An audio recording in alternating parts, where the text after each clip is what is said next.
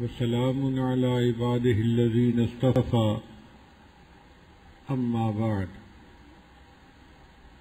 سورہ الحجرات مدنیہ ہے، اس میں 18 آیات ہیں۔ ان کی تقسیم بڑی عجیب ہے۔ پہلی 5 آیات نبی علیہ السلام کے آداب کے بارے میں ہیں، پھر اس کے بعد 4 آیات صحابہ کرام کے آداب کے بارے میں ہیں، پھر 3 آیات مقام اخوت کی تفصیل بتانے کے لیے ہیں، پھر 1 آیت مقام انسانیت کو کھولتی ہے، یہ 13 آیات بن جاتی ہیں، اور آخری 5 آیات ایمان اور اسلام کے درمیان فرق کو سمجھا دیتی ہیں۔ ہم نے پہلی 5 آیات پڑھ لی جن میں نبی علیہ السلام کے آداب سکھائے گئے۔ لا تقدموا بین یدی اللہ ورسولہ، پھر لا ترفعوا اصواتکم فوق صوت النبی، پھر فرمایا لا تجہروا بالقول کجہر بعضکم لبعض ان تحبط اعمالکم وانتم لا تشعرون، کہ نبی علیہ السلام کی بارگاہ میں ذرا سی بھی بے ادبی انسان کے تمام اعمال کے ضائع ہونے کا سبب بن جاتی ہے۔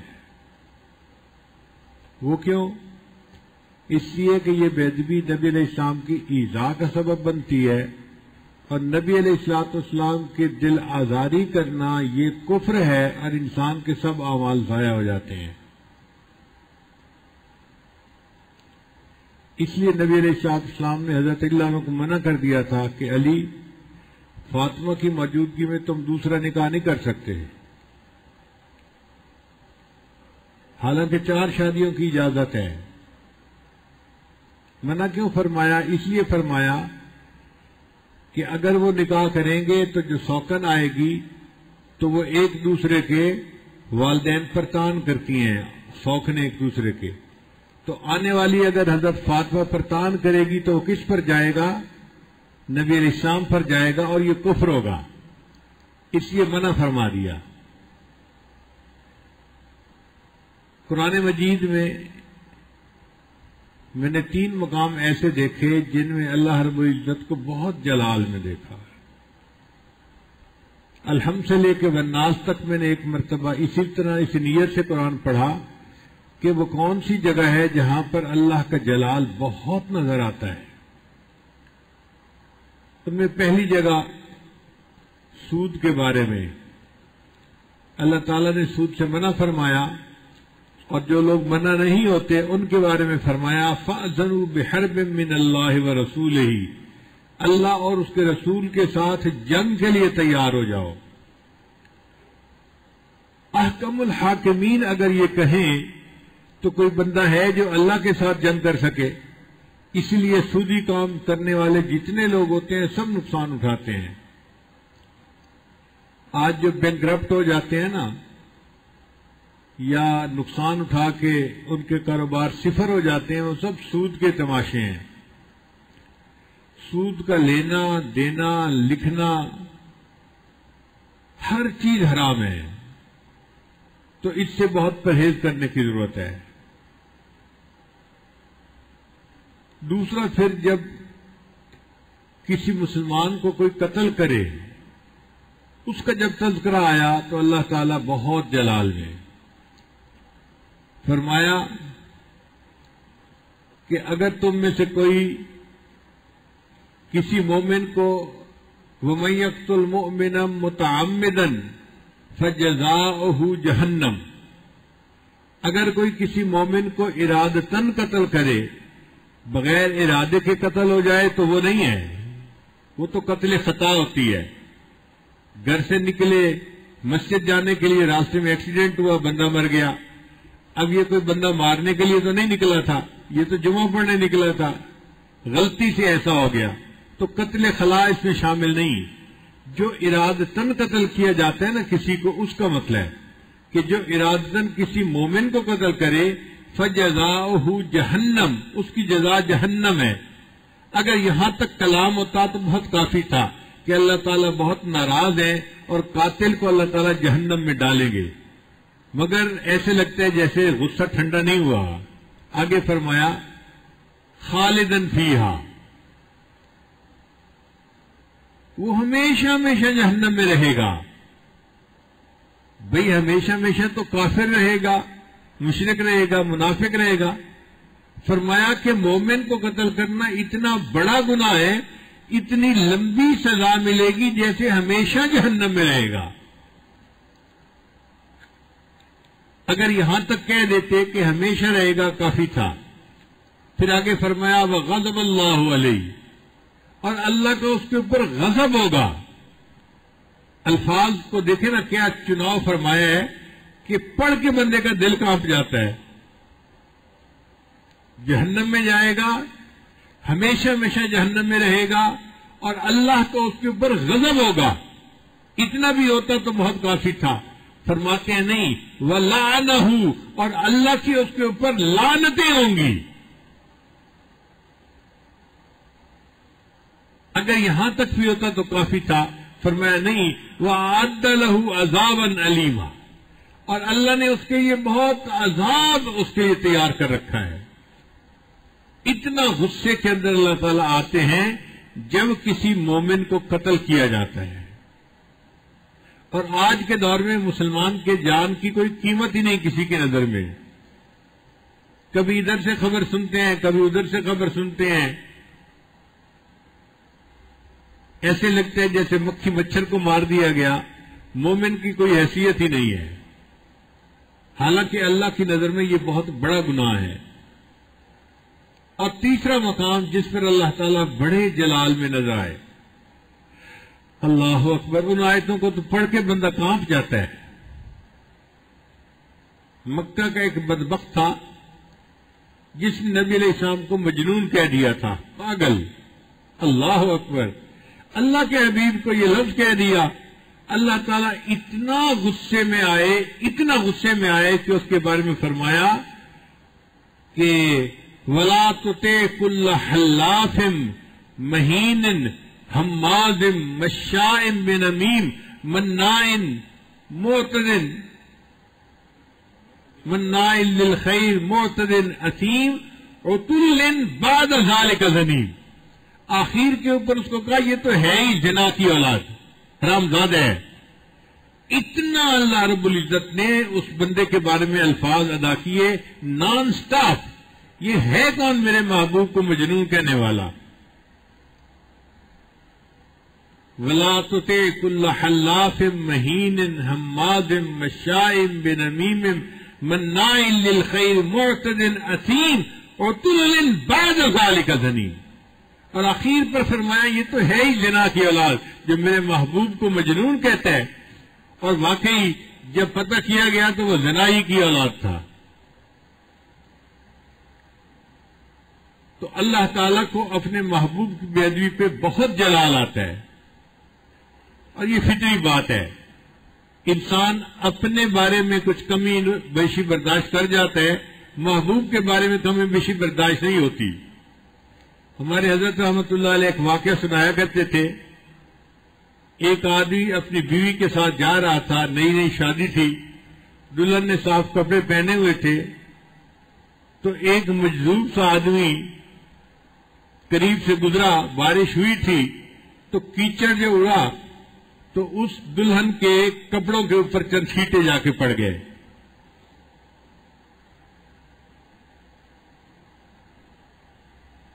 تو دلہن نے غصہ کیا کہ اس بوڑھے نے خیال ہی نہیں رکھا اور میرے کپڑوں پر کیچڑ کے چھینٹے ڈال دیے۔ اس کے خاوند کو غصہ آیا، اس نے اس مجذوب کے 2-4 تھپڑ لگا دیے۔ وہ مجذوب خاموشی کے ساتھ آگے چلا گیا۔ تھوڑی دور کے بعد یہ میاں بیوی جب اپنے گھر پہنچے تو سیڑھیاں چڑھ رہے تھے کہ خاوند کا پاؤں پھسلا اور وہ نیچے گرا، بے ہوش ہو گیا۔ بیوی نے شور مچا دیا۔ اس نے کہا کہ مجھے لگتا ہے کہ میرے خاوند نے ایک فقیر کے 2 تھپڑ لگائے تھے، اس نے بد دعا کی جس کی وجہ سے اب میرا خاوند موت و حیات کی کشمکش میں ہے۔ لوگ اس مجذوب کے پاس آئے اور اسے کہا کہ بھئی آپ نے اس نوجوان کے لیے کیوں بد دعا کی؟ اس نے کہا میں نے تو بد دعا نہیں کی، بھئی تمہاری بد دعا کی وجہ سے ہی تو وہ گرا ہے، بے ہوش پڑا ہے، پتہ نہیں ہوش میں آتا بھی ہے کہ نہیں آتا۔ اس نے کہا نہیں، بات سمپل سی ہے، اس کو اپنی بیوی سے محبت تھی، جب بیوی پر کیچڑ کے 2 چھینٹے پڑے تو اس کو غصہ آ گیا اور اس نے مجھے 2 تھپڑ لگا دیے، اور اللہ کو مجھ سے محبت تھی، جب اس نے مجھے 2 تھپڑ لگائے تو میرے محب کو بھی غصہ آ گیا، اس نے بھی پھر اس کو موت اور حیات کی کشمکش میں ڈال دیا۔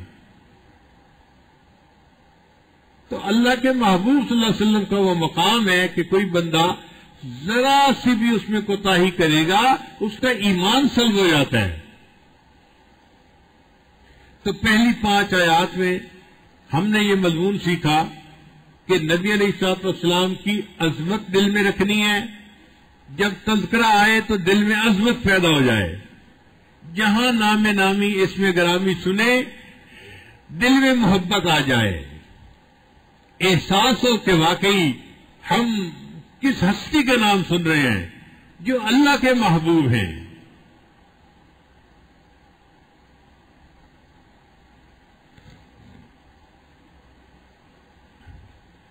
پھر اس کے بعد کی جو 4 آیتیں آج پڑھی گئی ہیں، اس میں اللہ نے مقام صحابہ کو کھولا ہے۔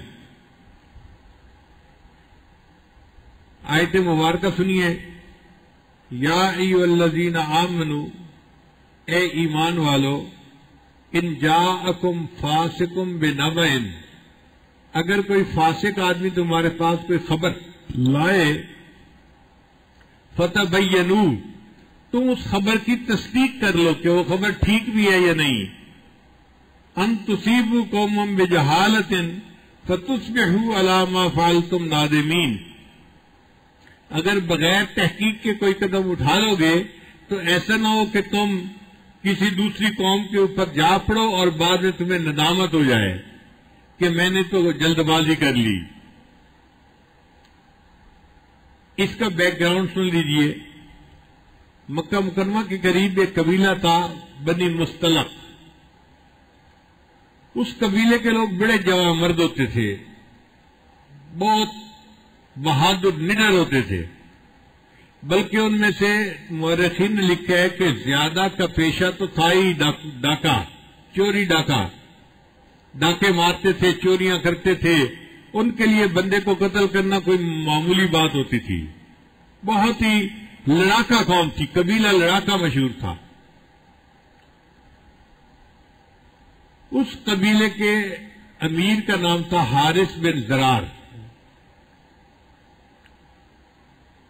مسلمانوں کی اس قبیلے کے ساتھ جنگ ہوئی اور اللہ نے مسلمانوں کو فتح عطا فرمائی اور مال غنیمت عطا فرمایا۔ اس مال غنیمت میں اس قبیلے کی بہت ساری لڑکیاں جو تھیں وہ باندی بنی اور مسلمانوں میں ان کو تقسیم کر دیا گیا۔ ان میں ایک لڑکی کا نام تھا جویریہ،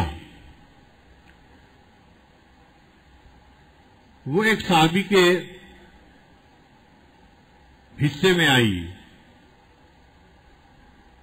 اب وہ لڑکی بڑی سمجھدار تھی، اس نے اس صحابی سے بات کی کہ دیکھو میں اپنے قبیلے کے امیر کی بیٹی ہوں، میرا تمہارے ساتھ کوئی جوڑ نہیں بنتا کہ تم مجھے اپنے پاس رکھو، تم ایسے کرو کہ میرے ساتھ کوئی پیسے طے کر لو، میں وہ پے کرنے کا انتظام کر دیتی ہوں اور مجھے آزاد کر دو۔ وہ صحابی اس کے لیے تیار ہو گئے۔ اب یہ نوجوان خاتون اتنی سمجھدار تھی کہ اس سے بات طے کرنے کے بعد یہ نبی علیہ السلام کی خدمت میں حاضر ہوئی۔ سیدہ صدیقہ رضی اللہ عنہا فرماتی ہیں کہ ایک خاتون مجھے ملنے آئی، میں جب اسے ملی تو اس کا بیٹھنا اٹھنا بات کرنا بڑا مؤثر کرنے والا تھا، لگتا تھا کہ یہ کسی بڑے گھرانے کی لڑکی ہے، اور بات اس نے اتنے اچھے طریقے سے کی کہ مجھے اس سے متاثر کر دیا۔ پھر وہ کہنے لگی کہ میں نبی علیہ الصلوۃ والسلام سے اپنی بات کرنا چاہتی ہوں۔ میں نے کہا تم کرو۔ جب وہ نبی علیہ السلام کے پاس بات کرنے گئی تو عائشہ صدیقہ رضی اللہ عنہا فرماتی ہیں میں نے کہا کہ یہ جتنے اچھے طریقے سے بات کرتی ہے یہ ضرور نبی علیہ السلام کے دل میں اپنی جگہ بنا لے گی. اور وہ بچی جو تھی جویریہ وہ نبی علیہ السلام کے پاس آئی اور اس نے آ کر 2 باتیں کی. میں اپنے قبیلے کے سردار کی بیٹی ہوں اور میں نے جس بندے کے پاس تھی اس سے بات طے کر لی ہے, اتنے پیسے اسے میں نے دینے ہیں. میں چاہتی تو میں لوگوں سے اگر اپیل کرتی نا کہ مجھے چندہ دو تو میں سردار کی بیٹی ہوں, لوگ مجھے ضرور چندہ دیتے, مگر یہ میری عزت کے خلاف تھا. تو میں آپ کے پاس آئی ہوں مشورہ کرنے کے لیے, آپ مجھے مشورہ دیں میں کیا کروں. یعنی اس نے اپنی بات اتنے انداز سے کہی کہ اشارہ بھی کر دیا اور کھل کے سوال بھی نہیں کیا. تو نبی علیہ السلام نے پوچھا کہ کلمہ پڑھ چکی ہو؟ اس نے کہا جی کلمہ میں نے پڑھ لیا ہے. تو نبی علیہ السلام نے فرمایا پھر میں تمہارے بارے میں بہت اچھا فیصلہ کرتا ہوں, اور وہ یہ کہ تمہارے تمام پیسے میں ادا بھی کر دیتا ہوں اور تمہیں میں اپنی زوجیت میں بھی لے لیتا ہوں. تو وہ خوش ہو گئی, ہاں میں سردار کی بیٹی ہوں اور مسلمانوں کے سردار کے نکاح میں آنا میرے لیے اعزاز ہے. چنانچہ نبی علیہ السلام نے ان کو ام المؤمنین بنا لیا. اب اس قبیلے کے ساتھ مسلمانوں کی رشتہ داری ہو گئی. اس رشتہ داری کا اتنا اچھا اثر پڑا کہ سب صحابہ نے سوچا کہ جب نبی علیہ السلام نے اس قبیلے کے ساتھ رشتہ داری کر لی ہے, اب اس کی مردوں کو غلام بنانا, عورتوں کو باندی بنانا یہ ہمیں زیب نہیں دیتا. تو سب نے قبیلے کے لوگوں کو آزاد کر دیا.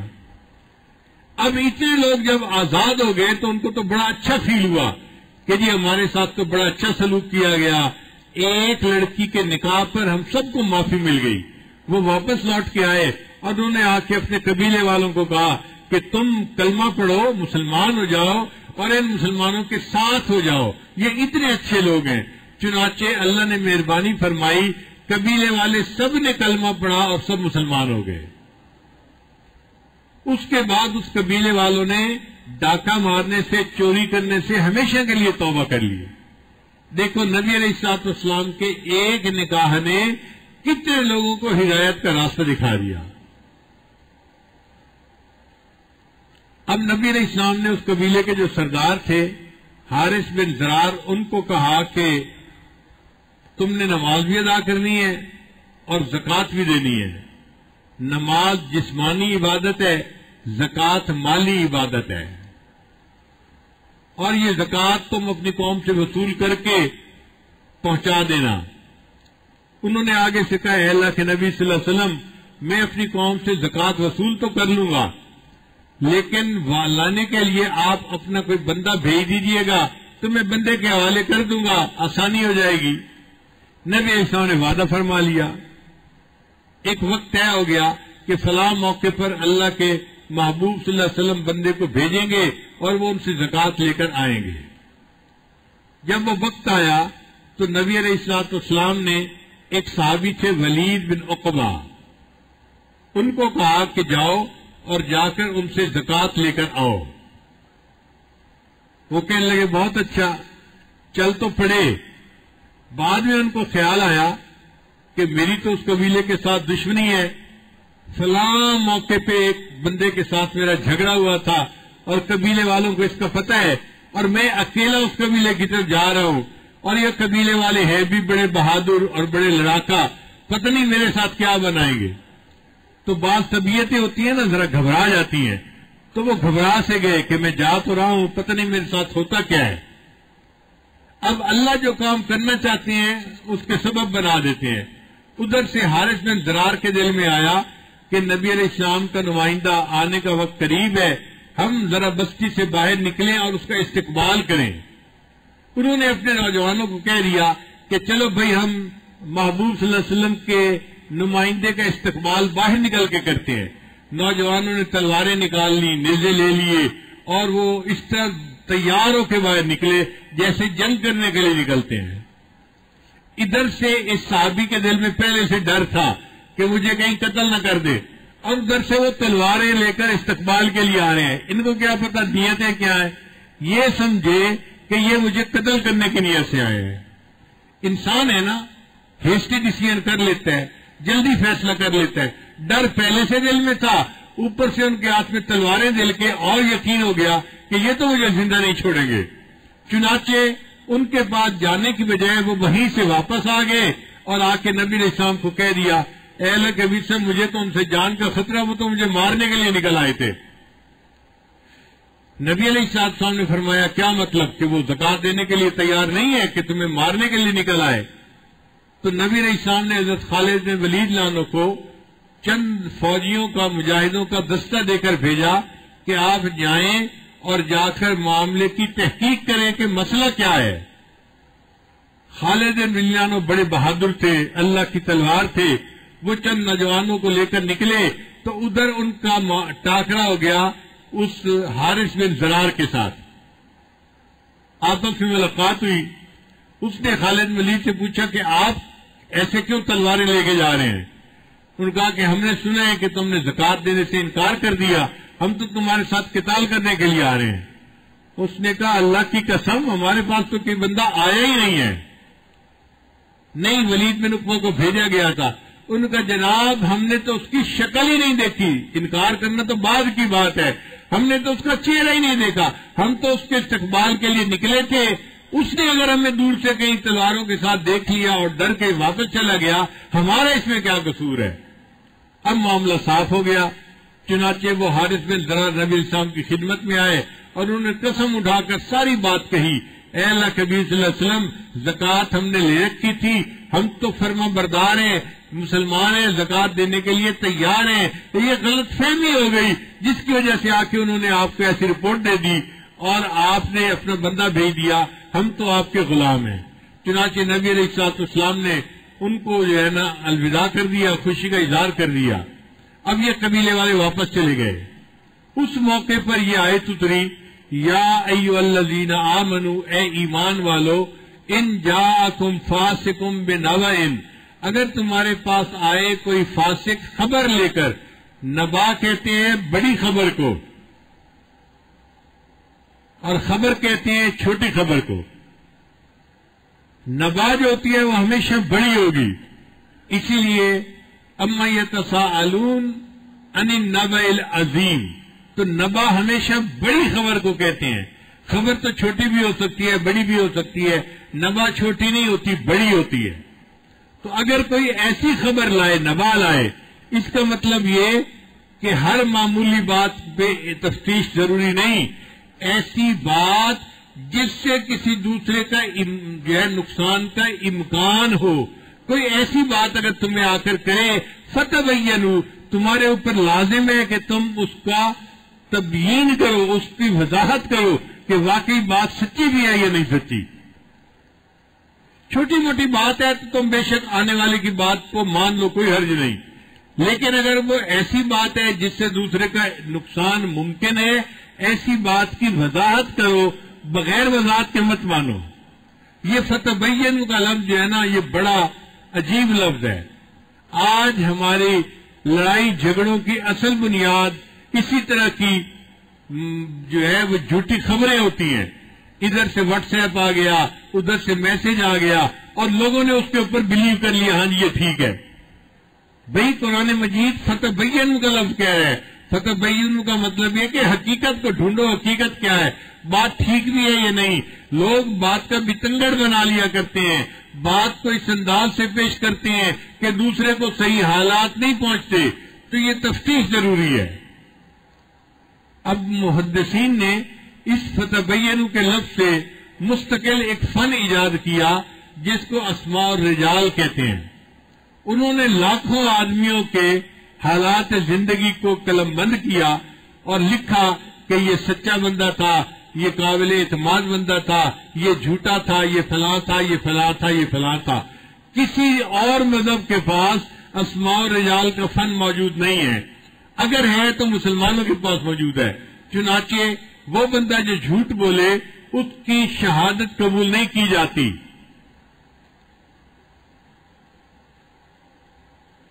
اللہ نے قرآن مجید میں فرمایا کہ ان کی شہادت کو کبھی قبول نہ کرو، وہ مردود الشہادہ بن جاتا ہے جو جھوٹا بندہ ہو. چنانچہ اب محدثین کے لیے آسانی ہو گئی کہ اگر کسی بندے نے کوئی حدیث کی روایت کی ہے تو اس کی تفتیش کرے حدیث کی روایت کرنے والا قابل اعتماد بندہ بھی ہے یا نہیں ہے۔ چنانچہ محدثین ایک ایک بندے کے حالات کی جو ہے تفتیش کرتے تھے، جب اعتماد ہو جاتا تھا کہ سارے راوی ثقات ہیں، ثقہ ہیں، پھر ان سے حدیث کو روایت کرتے تھے، ورنہ حدیث کی روایت نہیں کیا کرتے تھے۔ محدثین نے اس معاملے میں بہت احتیاط کی ہے۔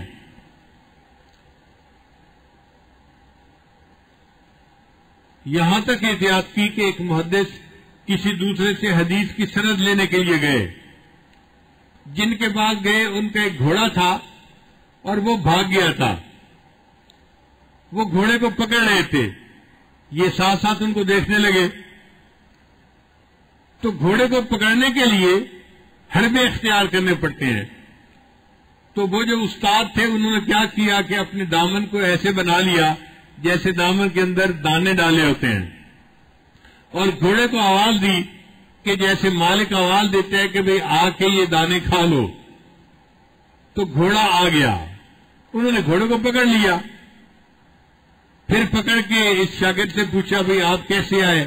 اس نے کہا جی میں تو آپ سے حدیث کی سند لینے کے لیے آیا تھا، لیکن آپ نے یہ گھوڑے کو پکڑنے کے لیے کیا ہیلا اختیار کیا؟ ان کا میرے پاس دانے تو نہیں تھے، پکڑنا تھا تو میں نے ایسے ہی کپڑا کر لیا تھا جیسے کپڑے کے اندر دانے ہوں، لہذا گھوڑے کو میں نے پکڑ لیا، میرا وقت بچ گیا۔ اب بتاؤ تم کون سی حدیث سننا چاہتے ہو، میں تمہیں حدیث سناتا ہوں۔ وہ کہنے لگے نہیں، میں آپ سے حدیث نہیں لینا چاہتا، آپ اگر گھوڑے کو دھوکہ دے سکتے ہیں، انسان کو دھوکہ کیوں نہیں دے سکتے؟ آپ حدیث بیان کرنے کے اہل ہی نہیں ہیں۔ اتنی احتیاط کیا کرتے تھے حدیث کی روایت کے اندر۔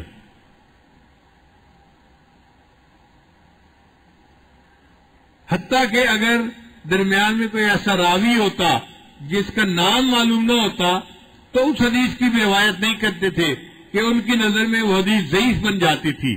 اور جی ایک راوی ایسے ہے، اس کے تو نام کا بھی ہمیں نہیں پتا، تو ہم اس کی روایت کیسے لیں؟ ہمیں کیا پتا وہ کیسا بندہ ہے؟ لا یسم، اس کا نام کا ہی نہیں پتا ہمیں۔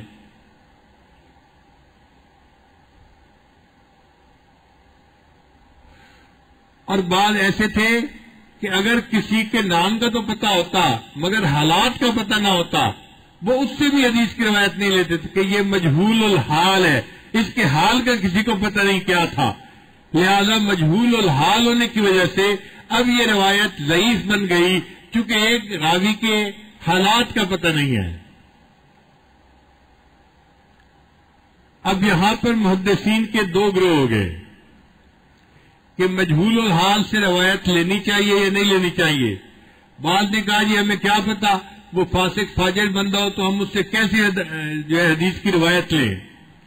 بعض نے کہا کہ ٹھیک ہے اگر مجہول الحال ہے مگر وہ نیک بندہ بھی تو ہو سکتا ہے متقی ہو، پرہیزگار ہو، حالات کا پتہ کسی کو نہ ہو، تو یہ امکان بھی تو ہو سکتا ہے۔ تو ان کا ہاں یہ امکان بھی ہو سکتا ہے۔ ان کا کہ پھر اب کیا کریں؟ انہوں نے کہا کہ اصول یہ بنے گا کہ اگر کوئی بڑا بندہ جس کی شہادت قبول کی جاتی ہے وہ اس مجہول حال بندے کی بات کو قبول کر لیتا ہے، ہم اس کی تصدیق پر اس روایت کو قبول کر لیں گے۔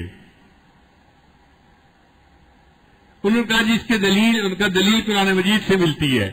کیا دلیل ہے ان کا؟ دیکھو حضرت یوسف علیہ السلام کی گواہی ایک بچے نے دی تھی، ہمیں نہ بچے کے نام کا پتہ ہے، نہ بچے کے حال کا پتہ ہے، نہ اسم کا پتہ، نہ ہمیں اس کے حال کا پتہ ہے۔ مجہول الحال بچہ تھا مگر اس کی گواہی اللہ نے دے دی قرآن مجید میں۔ وَشَهِدَ شَاهِدٌ مِّنْ أَهْلِهَا، اس کے اہل میں ایک بچے نے گواہی دی تھی۔ اب چونکہ اللہ نے گواہی دے دی لہذا اللہ کی عظمت کو سامنے رکھتے ہوئے ہم اس مجہول الحال راوی کی روایت کو بھی قبول کر لیں گے۔ چنانچہ ہمارے اکابرین نے اس اصول کو زیادہ پسند کیا۔ اب دیکھیے سنن ترمذی ایک کتاب ہے، علامہ ترمذی رحمۃ اللہ علیہ نے لکھی ہے، اتنی اس کی بڑی شان ہے کہ اگر کسی گھر میں وہ کتاب موجود ہو، علماء کا کہنا ہے کہ کأن النبی یتکلم، کہ جیسے اللہ کے نبی اس گھر میں کلام کر رہے ہیں۔ وہ سنن ترمذی اتنی عظیم کتاب ہے۔ اس میں بعض احادیث ایسی بھی ہیں کہ جو اپنی روایت کے اعتبار سے ضعیف بنتی ہیں، مگر ہم اس کو قبول کرتے ہیں. کیوں؟ کہ ان احادیث پہ امام ترمذی نے اعتماد کر لیا. جب امام ترمذی جیسی بڑی شخصیت نے، محدث نے، رجال الحدیث میں سے ان بزرگوں نے اس پہ اعتماد کر لیا تو ہم کیوں نہ کریں، ہم بھی اعتماد کر لیتے ہیں. لہذا ہم ان احادیث کو بھی قبول کر لیتے ہیں. لیکن کچھ صرفے ایسے بھی ہیں جو آج ضعیف حدیث کو پتہ نہیں، جو ہے وہ موضوع حدیث سمجھ بیٹھتے ہیں، اور ان کو شاید ضعیف اور موضوع کے درمیان کوئی آپس کے فرق کا پتہ بھی نہیں، اور وہ ضعیف کا نام سنتے یہ تو جی ضعیف حدیث ہے، چھوڑ دو اس کو. انہوں نے اب ایک نئی کتاب چھاپی ہے ترمذی شریف کی موضوع ضعیف حدیثیں اور ترمذی شریف کی صحیح حدیثیں. انہوں نے جو مین کتاب تھی اس کی 2 کتابیں بنا دی ہیں. عقل بندے کو یہاں تک بھی دھوکہ دے دیتی ہے. الحمدللہ کہ ہمارے قابرین نے جو کیا، قرآن و حدیث کی روشنی میں ایسے اصول قائم کیے کہ اللہ کی تعلیمات کے بالمطابق ہر کام کو کر کے دکھا دیا.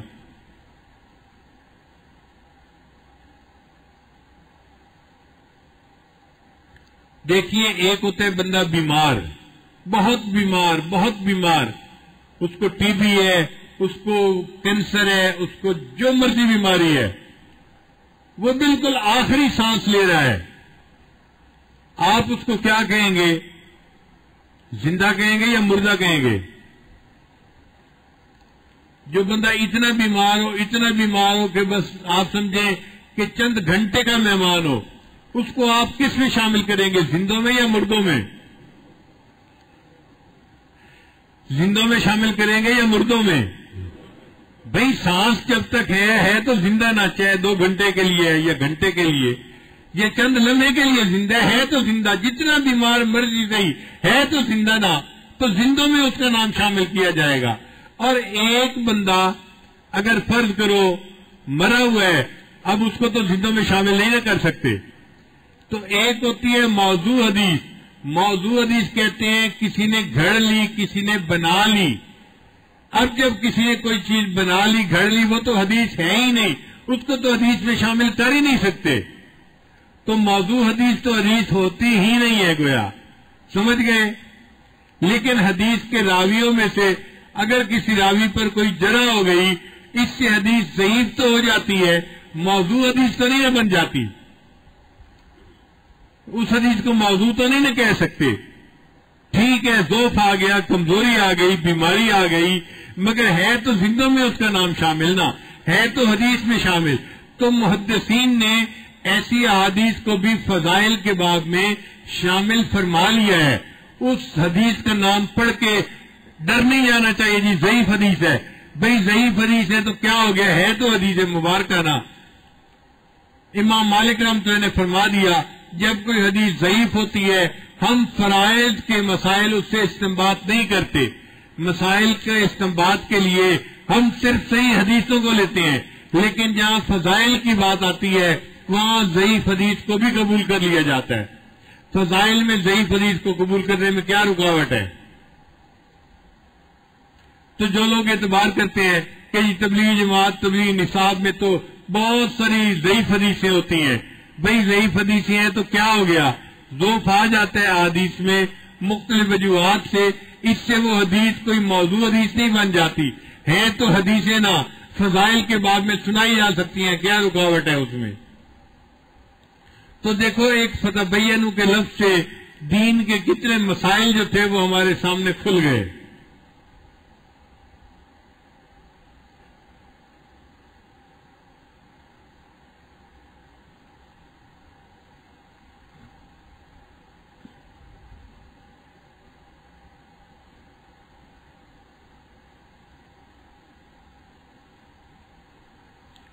پھر فرمایا کہ کیوں اگر تم آنے والے کی بات کو قبول کر لو گے تو تم کسی کے دشمن بن جاؤ گے، کسی سے جا کے لڑ پڑو گے. ان تصیبوا قوما بجہالۃ فتصبحوا علی ما فعلتم نادمین.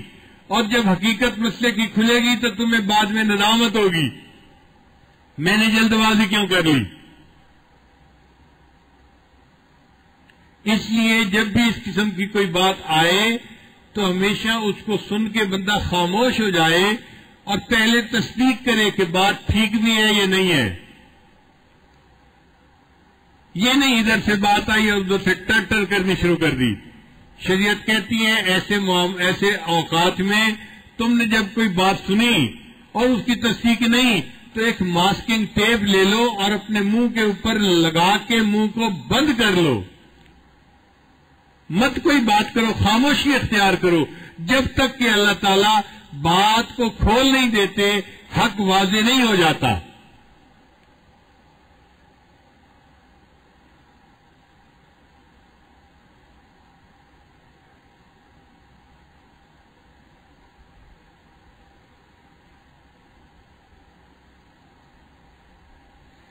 ایک بات ذہن میں رکھنا کہ شریعت نے ہمیشہ سچ بولنے کی اجازت دی ہے، مگر سچ ہمیشہ اپنے وقت پہ بولا جائے تو اچھا ہوتا ہے، بے موقع بولا جائے تو فساد کا باعث بنتا ہے. سچ بولا جائے تو اپنے موقع پہ بولا جائے، بے موقع بولا جائے تو فساد کا باعث بنتا ہے. اب دیکھیں غیبت کو شریعت نے حرام کہہ دیا. کیوں؟ کیا بولنے والا سچ نہیں بول رہا ہوتا؟ سچ بول رہا ہوتا ہے لیکن بے موقع بات کر رہا ہوتا ہے. وہ موقع نہیں ہوتا کہ ذرا سی کسی کی بات ہوا تو چلا لوگوں میں بیٹھ کے باتیں شروع کر دی. شریعت کہتی ہے نہیں، تم نے بولا تو سچ ہے لیکن تمہیں زیادہ سزا ملے گی، اس لیے کہ الغیبت اشد من الزنا، غیبت زنا سے زیادہ برا عمل تھا. کرنے والے نے تو زنا کیا تھا، تم نے اس سے بھی بڑا گناہ کر لیا، تم اس سے بڑے مجرم بن گئے. وہ جی میں نے تو سچ بولا ہے. بھئی سچ تو بولا ہے لیکن بے موقع بولا ہے. شریعت اس طرح سچ بولنے کی اجازت نہیں دیتی.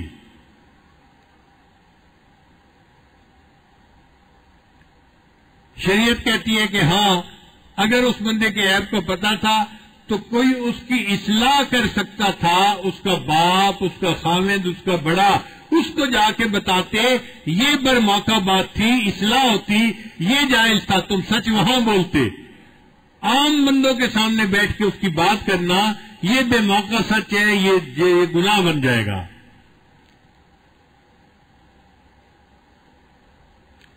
اس لیے اگر ہمیں کسی کی خامی کا پتہ بھی ہے اور ہم چاہتے ہیں کہ لوگوں کو بتائیں تو ہمارے پاس اس کے گواہ ہونے چاہیے.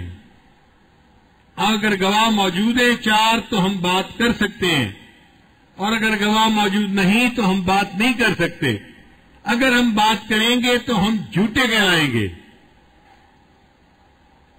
حالانکہ بات ہم نے اپنی آنکھوں سے دیکھی ہوگی، بات کے ہم خود گواہ ہیں، مگر ہم زبان نہیں کھول سکتے. شریعت کہتی ہے زبان کھولنے کے لیے 4 گواہ ہونے ضروری ہیں. پھر اس بات کو تم پبلک کر سکتے ہو، ورنہ اپنے تک رکھو. ممکن ہے وہ بندہ توبہ کر لے، تم اس کی عزت پہ کیوں بٹا لگا رہے ہو؟ اور کسی بندے کے پاس گواہ بھی نہیں اور وہ زبان کھول دیتے ہیں جی میں نے تو یہ دیکھا. شریعت کہتی ہے آؤ بھائی 4 گواہ لے کے آؤ کہ تمہارے ساتھ 4 گواہ اور بھی ہیں جنہوں نے اس جرم کو دیکھو. جی میرے پاس 4 گواہ اور تو نہیں ہیں. شریعت کہتی ہے فَإِذْ لَمْ يَأْتُوا بِالشُّهَدَاءِ، اور جو لوگ اپنی بات پر گواہ کو پیش نہ کر سکے فَأُولَٰئِكَ عِندَ اللَّهِ هُمُ الْكَاذِبُونَ، یہ بات کرنے والے اللہ کے نزدیک جھوٹے ہیں. یہ بندہ بول سچ رہا تھا، اللہ کہتی ہے یہ جھوٹا بندہ ہے، گواہوں کے بغیر بات کر رہا ہے. اس کا مطلب یہ کہ سچ اپنے موقع پر کہا جائے تو سچ ہوتا ہے، ورنہ فساد کا باعث بنتا ہے. شریعت نے ہماری زبانوں کو بند کر دیا گیا، اور آج کے دور میں تصوف و سلوک سیکھنے والے اور دوسرے عام لوگ اپنی زبان کا بالکل خیال نہیں کرتے. ادھر سے اخبار میں بات پڑھی اور ادھر باتیں کرنی شروع کر دی. دیکھو جی فلاں نے یہ کر دیا، فلاں نے یہ کر دیا. بھئی آپ کو تصدیق ہے اس بات کی؟ آپ کے پاس گواہ موجود ہے کہ اخبار کی خبر ٹھیک ہے؟ جی گواہ تو کوئی نہیں، میں نے بس خبر پڑھی اور بات شروع کر دی. شریعت کہتی ہے تم بات کرنے والے جھوٹے انسان ہو، اب آج کے بعد کبھی تمہاری شہادت قبول نہیں کی جائے گی. تم حدیث کو روایت کرنے کے اہل ہی نہیں ہو، اس لیے کہ تم جھوٹے ہو. مردود الشہادہ بندے ہو.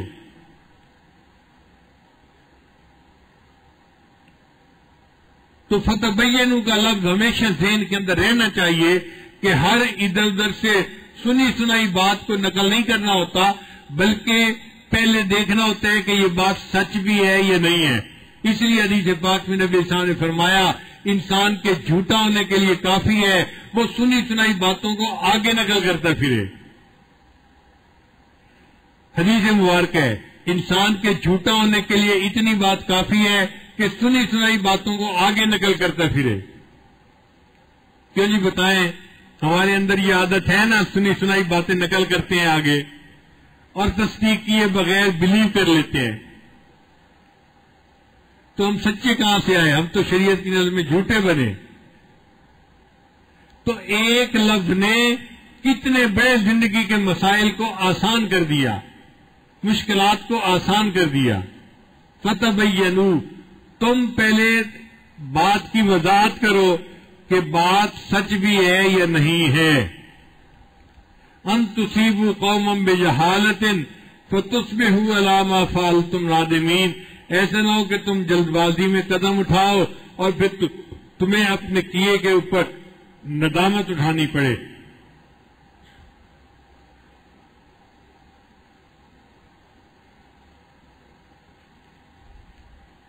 پھر اس کے بعد فرمایا وَاعْلَمُوا أَنَّ فِيكُمْ رَسُولَ اللَّهِ، ایمان والو جان لو کہ تمہارے اندر اللہ کے رسول موجود ہیں. تم اللہ کے رسول کی عظمت کو پہچانو.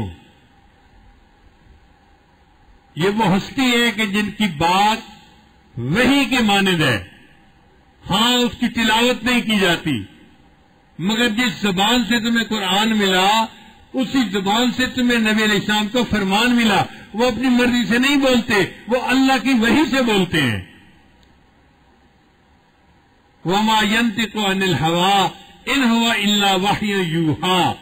محبوب کی زبان سے جو بات نکل گئی، اب یہ بات کوئی عام بات نہیں ہے، یہ وحی ہے، مگر حدیث ہے، اس کی تلاوت نہیں کی جائے گی. اس لیے اس کا بھی اپنا ایک احترام ہے. تم محبوب کی بات کو معمولی نہ سمجھو. تم اس بات کو ہمیشہ ذہن میں رکھو، جن سے گفتگو کر رہے ہو وہ کون ہیں؟ اللہ کے رسول ہیں. وَاعْلَمُوا أَنَّ فِيكُمْ رَسُولَ اللَّهِ لَوْ يُطِيعُكُمْ فِي كَثِيرٍ مِّنَ الْأَمْرِ لَعَنِتُّمْ. اگر وہ اکثر باتوں میں تمہاری بات کو مان لیں تو تم مشکل میں پڑ جاؤ. میرے محبوب پہ تو کوئی بات نہیں ہوگی، تمہیں مصیبت آ جائے گی. اس لیے کہ اللہ نے ان کو تو معاف فرما دیا ہوا ہے اور تم سے پوچھا جائے گا، تمہیں جواب دینا پڑے گا. لہذا اگر تم اپنی رائے دو گے اور اس کو مسلط کرنے کی کوشش کرو گے تو تم خود مصیبت میں پڑو گے. وَلَٰكِنَّ اللَّهَ حَبَّبَ إِلَيْكُمُ الْإِيمَانَ، مگر اللہ نے تمہیں ایمان کی محبت عطا فرما دی. وَزَيَّنَهُ فِي قُلُوبِكُمْ، اور اللہ نے تمہارے دلوں میں ایمان کو مزین کر دیا. اللہ صحابہ کرام کی ایمان کی تعریف فرما رہے ہیں کہ اللہ نے ایمان کو مزین کر دیا اور تمہارے دلوں میں اس کو جما دیا. وَكَرَّهَ إِلَيْكُمُ الْكُفْرَ وَالْفُسُوقَ وَالْعِصْيَانَ، اور اللہ نے تمہیں کفر سے، فسوق سے اور عصیان سے کراہت عطا فرما دی. یہ کلام کس کا ہے؟ اللہ کا ہے، جو دلوں کے بھید جاننے والے ہیں. اللہ نے صحابہ کے دلوں کو دیکھا اور بالآخر فیصلہ فرما دیا کہ میرے محبوب نے ایمان والوں کی ایسی جماعت تیار کی ہے کہ کر رہا الیکم الکفر والفسوق والعصیان، کہ اللہ نے ان کے دلوں میں کفر کی، فسق و فجور کی اور عصیان کی کراہت ڈال دی ہے. اولئک هم الراشدون، یہ لوگ ہیں رشد و ہدایت والے. اور یہ جو ان کو رشد و ہدایت ملی ہے، اللہ فرماتے ہیں فضلا من اللہ و نعمہ، یہ تو اللہ کا فضل ہے اور اللہ کی دی ہوئی نعمت ہے. واللہ علیم حکیم، اور اللہ علیم بھی ہے اور حکیم بھی ہے. حکمت اللہ جانتا ہے کہ اللہ نے ان کو کیوں محبوب کا صحابی بنایا، کیوں چنا اس مقصد کے لیے، یہ اللہ حکمت جانتا ہے. اور اللہ علیم ہے، اللہ کو ان کے دلوں کی کیفیت کا پتہ ہے۔ جب اللہ نے ان کے ایمان کی گواہی دے دی تو اب بتائیے کوئی بندہ ان کے اوپر اعتراض کر سکتا ہے؟ چنانچہ نبی علیہ السلام نے فرمایا الصحابۃ کلھم عدول، میرے صحابہ سارے کے سارے عدول تھے، عادل تھے۔ عادل سے مراد کہ وہ ان کے اوپر کوئی الزام نہیں لگا سکتا، وہ حدیث کو بیان کرنے کی اہلیت رکھتے ہیں۔ نبی علیہ السلام نے حجۃ الوداع کے موقع پہ سب صحابہ کو فرمایا تھا کہ فَلْيُبَلِّغُ الشَّاهِدُ الْغَائِبُ، جو تم میں سے یہاں حاضر ہے وہ میری باتوں کو اب غائب لوگوں تک پہنچائے۔ تو صحابہ کرام کو یہ بلاغت کی ڈگری کس نے دی؟ اللہ کے حبیب صلی اللہ علیہ وسلم نے دی کہ میری حدیثوں کو لوگوں تک پہنچاؤ۔ یہ ان کو اجازت کس نے دی؟ ذرا بتائیے اونچی آواز سے، پتہ چلے نا آپ جاگ بھی رہے ہیں یا سو رہے ہیں۔ اب نبی علیہ السلام نے صحابہ کو یہ اجازت دی کہ تم میں سے جو بندہ موجود ہے وہ میری اس بات کو دوسروں تک پہنچائے۔ تو اب کوئی بندہ اس صحابی کی تفتیش کر سکتا ہے کہ جی وہ عادل تھے یا نہیں تھے؟ جب نبی نے سرٹیفکیٹ دے دیا تمہیں کس ماں نے جنا ہے بھائی کہ تم ان کی جرح اور تعدیل کرنے والے بن گئے؟ اس لیے ہمارے حضرات نے یہاں سے قانون بنایا کہ جرح اور تعدیل کے جتنے قوانین ہیں وہ صحابہ کے بعد شروع ہوتے ہیں۔ صحابی جو تھے وہ کلھم عدول، سارے کے سارے عادل تھے، محبوب کے صحبت یافتہ تھے، اس لیے کوئی بندہ ان کو ناپ تول نہیں کر سکتا۔ بات کی سمجھ آ گئی؟ تو ہماری یہ اوقات نہیں کہ ہم صحابہ کے بارے میں کوئی ناپ تول کریں۔ صحابہ کو جب نبی علیہ السلام نے حدیث کی آگے روایت کا سرٹیفکیٹ دے دیا تو ان کو وہ سعادت مل گئی۔ نبی علیہ السلام نے جب فرما دیا اللہ اللہ فی اصحابی لا تتخذوا من بعدی غرضا، میرے صحابہ کے بارے میں اللہ سے ڈرنا اور ان میں کسی کے ساتھ دل کے اندر کوئی کجی مت رکھنا۔ فمن احبہم فبحبی احبہم، جو ان سے محبت کرے گا وہ میری محبت کی وجہ سے ان سے محبت کرے گا، اور جو ان سے بغض رکھے گا وہ میرے بغض کی وجہ سے ان سے بغض رکھے گا۔ تو صحابہ کے ساتھ محبت نبی علیہ السلام کے ساتھ محبت کی دلیل ہے، اور صحابہ کے ساتھ بغض نبی علیہ السلام کے ساتھ بغض کی دلیل ہے۔ اس لیے صحابہ کے بارے میں دل کے اندر ہمیشہ محبت ہونی چاہیے، اکرام ہونا چاہیے۔ یہ وہ چنی ہوئی جماعت تھی جس کو اللہ نے اپنے محبوب کے لیے چنا۔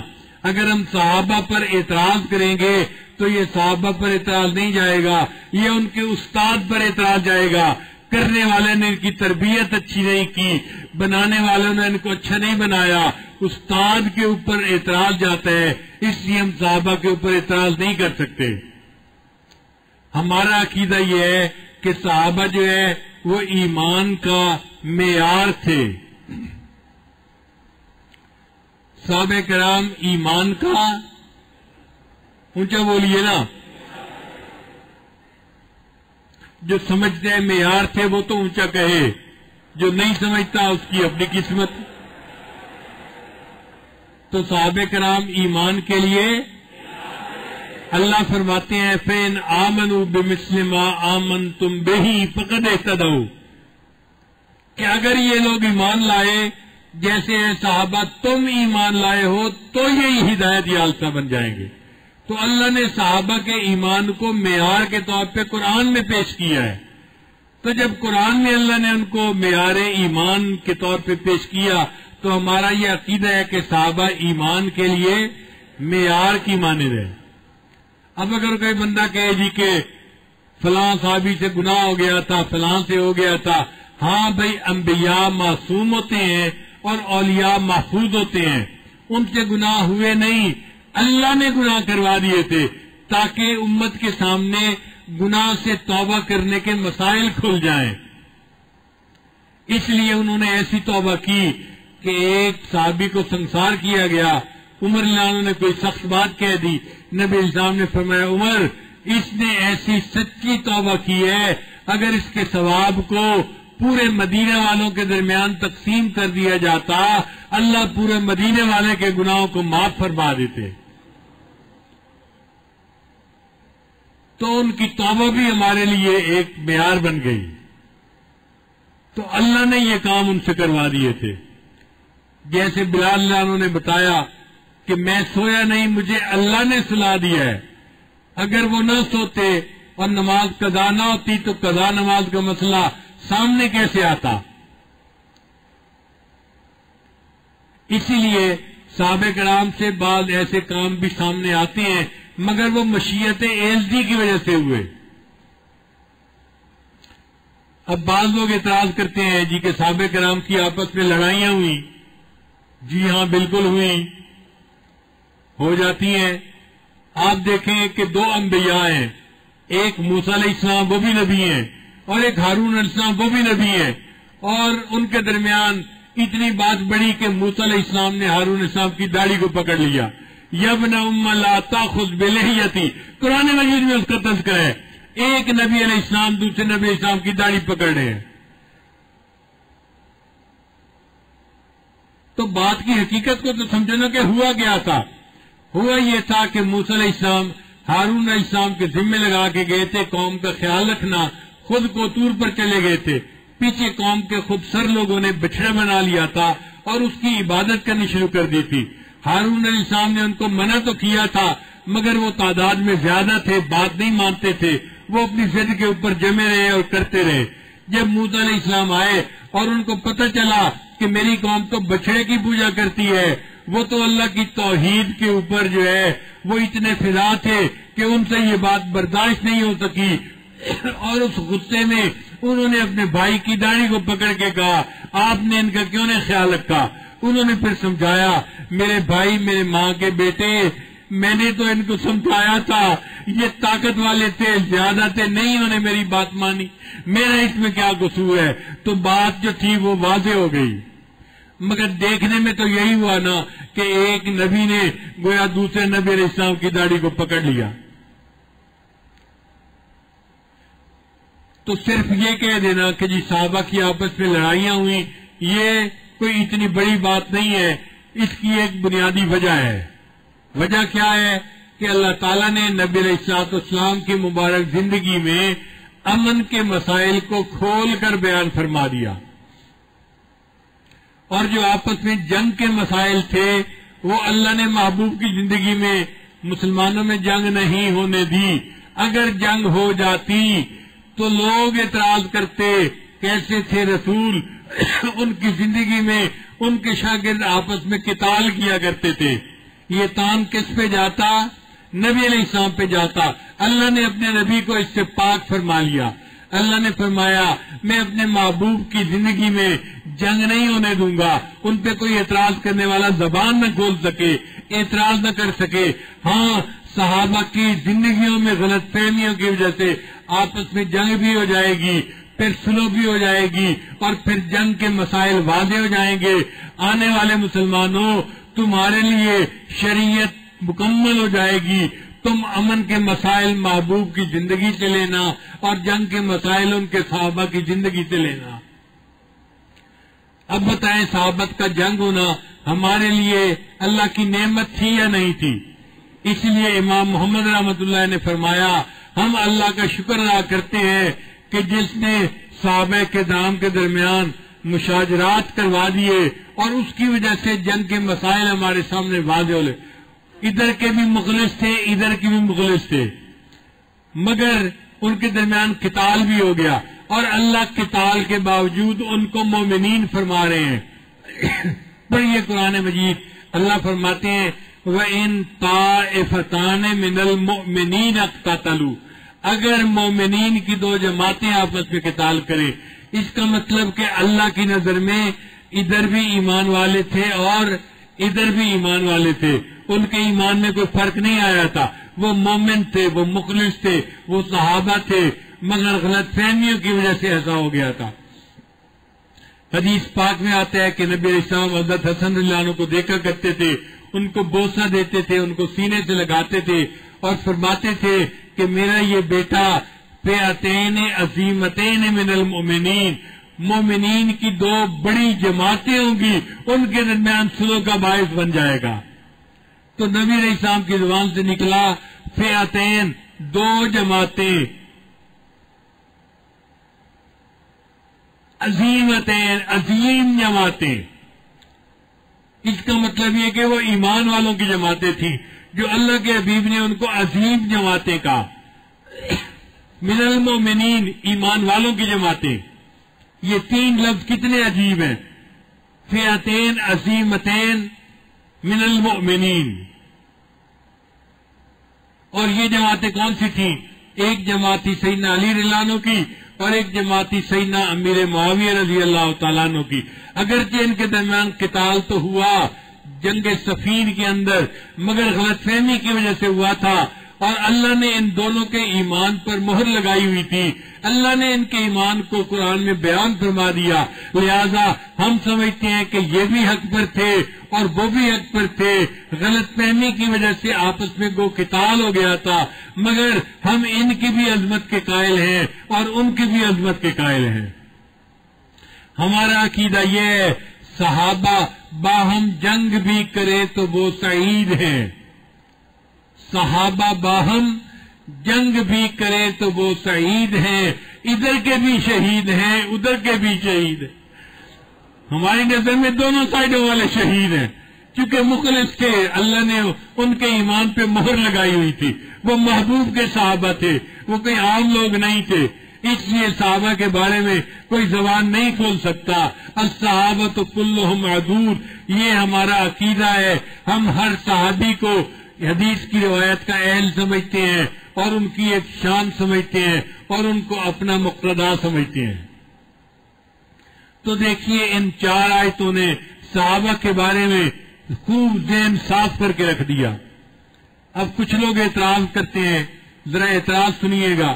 اعتراض یہ کرتے ہیں، او جی اللہ نے صحابی کو فاسق کہا ہے، بھائی نام لے کر تو فاسق نہیں کہا، مگر ان کو دھوکہ پڑتا ہے، ان کا گمان یہ ہے وَإِن طَائِفَتَانِ مِنَ يَا أَيُّهَا الَّذِينَ آمَنُوا إِن جَاءَكُمْ فَاسِقٌ بِنَبَإٍ فَتَبَيَّنُوا، تو وہ سمجھتے ہیں کہ حضرت ولید رضی اللہ تعالیٰ عنہ جو خبر لائے تھے تو ان کو قرآن مجید میں فاسق کہا گیا ہے۔ نہیں، ایسی بات نہیں ہے۔ قاسم ابن عاشور نے التحریر والتنویر میں لکھا ہے کہ یہ حضرت ولید کے بارے میں لفظ نہیں ہے، یہ لوگوں کا گمان تھا۔ اب ہم ان کے گمان کو مانیں یا قرآن کو مانیں؟ بتائیں آپ، گمان کو مانیں گے یا قرآن کو مانیں گے؟ قرآن کہتا ہے کہ میرے محبوب آپ کے صحابہ کے لیے تو ہم نے ایسے دل بنا دیے، وَكَرَّهَ إِلَيْكُمُ الْكُفْرَ وَالْفُسُوقَ وَالْعِصْيَانَ، کفر کو اور فسق و فجور کو اور عصیان کی ہم نے کراہت ان کے دل میں ڈال دی۔ اب جس کے دل میں اللہ کہتے ہیں کراہت ڈال دی، کیا وہ فسق و فجور کا مرتکب ہو سکتا ہے؟ اگر ہم کہیں کہ ان کے لیے فاسق کا لفظ استعمال کیا گیا تو پھر تو قرآن میں تضاد آ گیا۔ قرآن کہتا ہے کہ ان کو اس کی جو ہے کراہت عطا کر دی گئی اور ساتھ قرآن ان کے لیے فاسق کا لفظ استعمال کر رہا ہے، تو قرآن کے اندر تو آپس میں اختلاف کثیرہ، اور قرآن میں ہم کہتے ہیں کہ اختلاف نہیں، یہ اللہ کا کلام ہے، تو لہذا ہم یہ گمان کر ہی نہیں سکتے کہ فاسق کا لفظ ایک صحابی کے لیے استعمال کیا گیا۔ بات سمجھ آ گئی؟ عجیب بات ہے کہ یہ اتنا بڑا مغالطہ ہے۔ ایک مرتبہ ایک بڑے مفتی تھے، ایک جگہ پر انہوں نے مجھے بٹھا کر مجھ سے یہ سوال پوچھا کہ میری زندگی کے 50 سال گزر گئے، میں فتویٰ دیتا ہوں اور اللہ نے مجھے اتنی عزتیں دی ہیں اور میرا مطالعہ اور فلاں ہے، میرے دل میں ایک جو ہے وہ اشکال ہے جو دور نہیں ہو رہا۔ میں نے پوچھا کون سا؟ کہنے لگے کہ ایک صحابی کو فاسق کیوں کہا گیا؟ انہوں نے بھی یہی اشکال پیش کیا۔ پھر میں نے ان سے ایک سوال پوچھا، میں نے پوچھا یہ بتائیں اللہ خطاب کن کو کر رہے ہیں؟ کہنے لگے ایمان والوں سے۔ میں نے پوچھا اگر اللہ رسول سے خطاب کرتے نا پھر کوئی گمان کر سکتا تھا کہ جی صحابی کے لیے فاسق کا لفظ استعمال ہوا، اللہ نے رسول کو خطاب کیا ہے. اللہ خطاب کن کو کر رہے ہیں؟ یا ایھا الذین، اے ایمان والو. تو ایمان والوں کے آگے تو بعد کے آنے والا بھی کوئی بندہ ہو سکتا ہے. تو اللہ نے ایک عمومی کلیہ بیان کر دیا. ہمارا عقیدہ یہ ہے کہ قیامت تک آنے والوں کے لیے اللہ نے ایک اصول بیان کر دیا کہ اگر کبھی بھی کوئی فاسق تمہارے پاس آئے تو تم اس کی خبر کی تصدیق کر لیا کرو. یہ لازم نہیں کہ یہ فاسق کا لفظ صحابی کے لیے استعمال ہوا ہے. اور پھر دوسری ہماری دلیل یہ ہے کہ اگر اس صحابی سے فسق و فجور کا ارتکاب ہوتا تو یہ ممکن نہیں تھا کہ اللہ کے حضور، اللہ کے محبوب صلی اللہ علیہ وسلم اس کو سرزنش نہ فرماتے.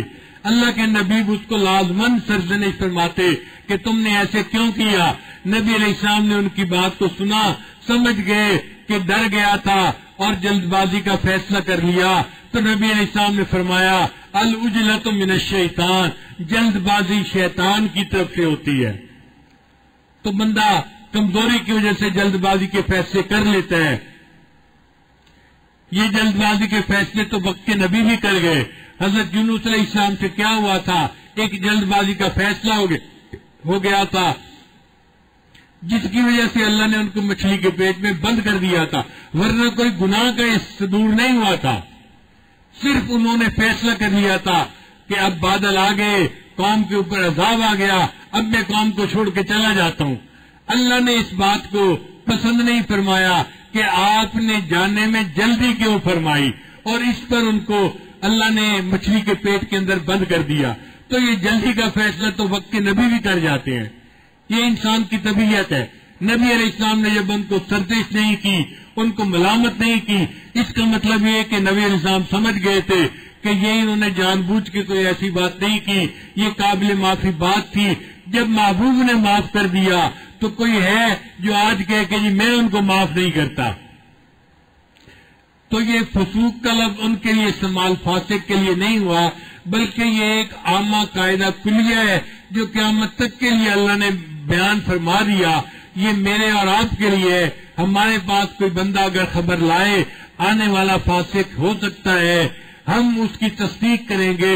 جب تک تصدیق نہیں کریں گے ہم اپنی زبان نہیں کھولیں گے اس بارے میں.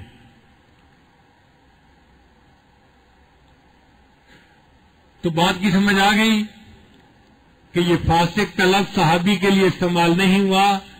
یہ ایک عام قاعدہ کلیہ بتایا گیا. جنہوں نے اس کو یعنی لاگو کر دیا یہ ان کا اپنا گمان تھا، یہ قرآن کی تعلیمات نہیں تھی. ہم قرآن کو مانیں گے، ہم لوگوں کے گمان کو نہیں مانیں گے. آج لوگ ہمارے پاس آ جاتے ہیں، وہ جی صحابہ کرام کو تاریخ کے آئینے میں دیکھو. بھئی تاریخ کی کیا تصدیق ہے؟ تاریخ کوئی اتھینٹک چیز تو نہیں ہے. مورخ نے جو سنا اس نے لکھ دیا، پتہ نہیں ٹھیک سنا یا نہیں سنا. تو تاریخ کی تو کوئی پیچھے تصدیق ہی نہیں ہے، کوئی ٹھوس بات ہی نہیں ہے. ہم تاریخ کے پیچھے کیوں جائیں؟ ہم قرآن و حدیث کے پیچھے جائیں گے جس کے اوپر ہمارا ایمان ہے. ہم ان کا جواب یہ دیتے ہیں کہ بھائی تم اپنی تاریخ کو اپنے پاس رکھو. ہم صحابہ کو تاریخ کے آئینے میں نہیں دیکھتے، ہم صحابہ کو قرآن و حدیث کے آئینے میں دیکھتے ہیں. ہمیں قرآن کیا کہہ رہے ہیں، ہمیں حدیث کیا کہہ رہی ہے، ہم قرآن اور حدیث کے آئینے میں صحابہ کو دیکھتے ہیں. آپ بتائیے آپ کا کیا یقین ہے؟ صحابہ کو تاریخ کے آئینے میں دیکھیں گے یا قرآن و حدیث کے آئینے میں دیکھیں گے؟ قرآن و حدیث کے آئینے میں دیکھیں گے، جس کی تصدیق ہے، جس کے سچا ہونے کی دلیل موجود ہے. ہم اس آئینے میں ان کو دیکھیں گے. جب قرآن نے کہہ دیا کہ میرے محبوب کے صحابہ معیار حق ہیں، اب ہمیں تاریخی واقعات کے پیچھے نہیں پڑنا چاہیے. اور یہ دھوکہ بڑے بڑے علماء کو لگ گیا. حیرت ہوتی ہے کہ مولانا مودودی اتنے بڑے عالم تھے، وہ بھی اس دھوکے میں آ گئے اور انہوں نے خلافت و ملوکیت کتاب کے اندر ایسی واقعات کو نقل کیا جو مورخین کے تھے، حالانکہ ان کی کوئی تصدیق نہیں تھی، اور اس کی وجہ سے صحابہ کے اوپر اعتراض کر دیا. اور پھر ساتھ یہ بھی لکھ دیتے ہیں الٹا کہ میں صحابہ کا وکیل نہیں بننا چاہتا، میں تاریخ کو پیش کرنا چاہتا ہوں. کیا عقل نے ان کو دھوکہ دیا؟ سبحان اللہ. بھئی تم صحابہ کے وکیل نہیں بننا چاہتے نہ بنو، ہم صحابہ کے وکیل بننا چاہتے ہیں. ہم قیامت تک کے لیے صحابہ کے وکیل بن کر دکھائیں گے. جن کی وکالت میرے محبوب نے کی، جن کی وکالت میرے آقا نے قرآن میں کی، ہم ان کے وکیل کیوں نہ بنے؟ اس لیے ہم صحابہ کرام کو نبی علیہ السلام کا شاگرد ہونے کی وجہ سے معیار حق سمجھتے ہیں اور ان کے عمل کو سنت سمجھتے ہیں اور ان کی راہ پر چلنا اپنے لیے ہدایت سمجھتے ہیں. تو یہ جو 4 آیات تھیں، ان 4 آیات نے صحابہ کرام کے بارے میں ہمارے عقیدے کو بالکل واضح کر دیا اور اس کے ساتھ ساتھ زندگی کے جو مسائل تھے ان کو بھی کھول کر رکھ دیا کہ دیکھو ادھر سے ٹیلی فون آ گیا اور کسی نے کوئی بات کر دی تو تم اس کو بلیو مت کر لو. اخبار میں خبر پڑھ لی، کوئی واٹس ایپ پہ میسج آ گیا، تم سمجھ نہ لو کہ یہ سب ٹھیک ہے. لیکن لوگ اپنے مقاصد کے لیے پتہ نہیں کسی چیز کو کیا کیا بنا دیا کرتے ہیں. اب اس کی میں ایک مثال بتا دیتا ہوں اپنی زندگی میں. ساؤتھ افریقہ کے ایک مفتی صاحب ہیں، ان سے کسی بندے نے مسئلہ پوچھا. مسئلہ اس نے یہ پوچھا کہ جی میری بیوی ایک شیخ سے بیعت ہے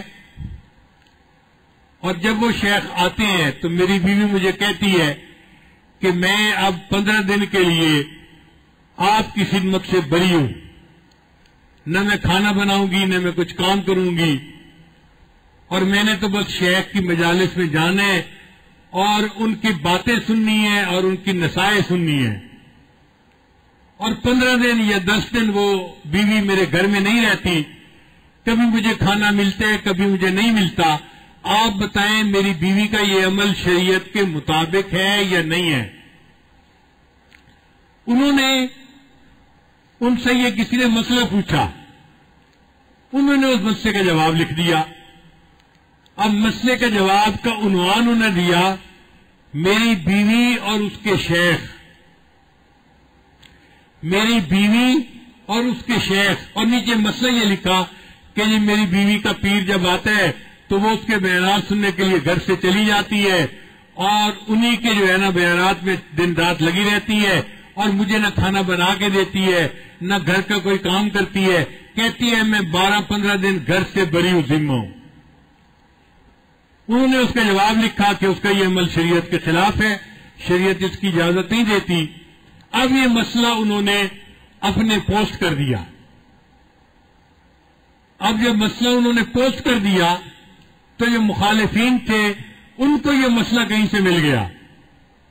انہوں نے یہ مسئلہ لیا اور مسئلے کے اوپر میرا نام لکھ دیا، شیخ ذوالفقار احمد نقشبندی اور اس کی مریدہ، اور اس کو واٹس ایپ میں چلا دیا پورے امریکہ میں. اب ہمیں بھی کسی نے کہا جی کہ آپ کے بارے میں یہ میسج پڑ رہا ہے. ہم نے کہا بھئی ہمیں تو سمجھ میں نہیں آتا کہ کوئی ایسی مریدہ ہو کہ جو 15 دن اپنے خامند کو کہے کہ میں بری ہوں، ذمہ ہوں. یہ چیز تو شریعت کے خلاف ہے.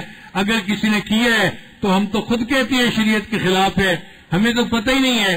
ہم نے اس کی جب تحقیق کی تو ہمیں پتہ چلا کہ کوئی ہماری مریدہ عورت ایسی نہیں تھی.